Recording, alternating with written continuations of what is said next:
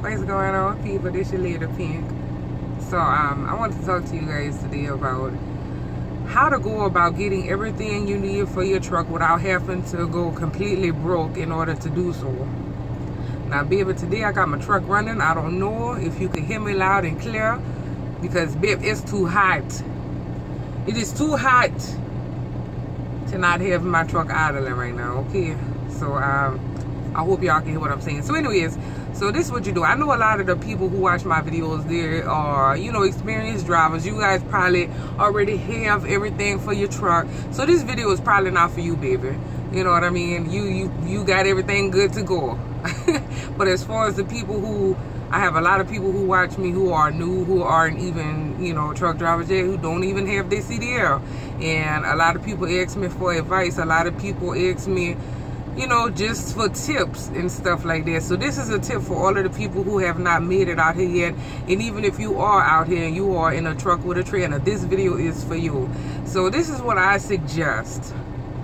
If you are in a truck with your trailer, you probably, I don't know, you might be getting paid cents per mile, or you might be getting paid just a set salary.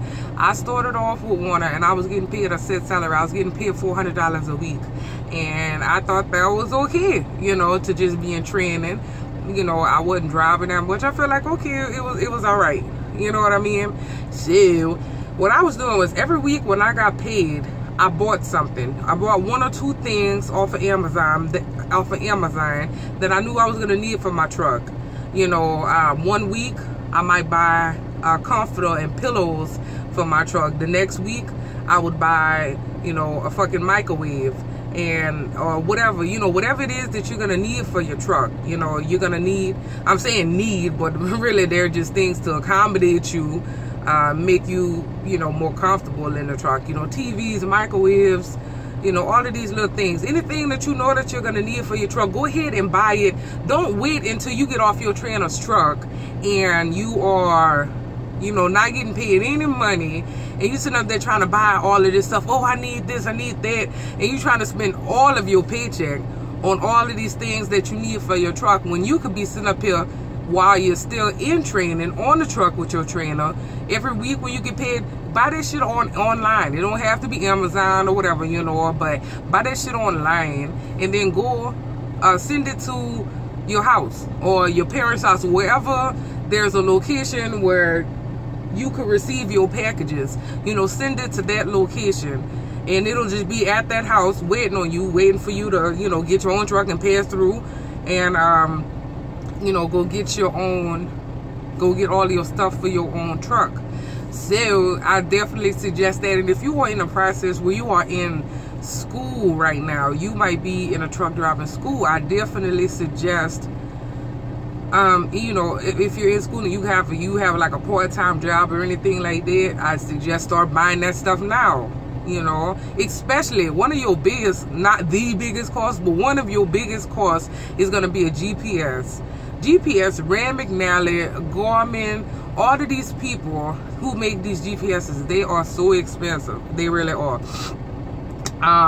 They could run you anywhere between, it depends on if they having a sale or not.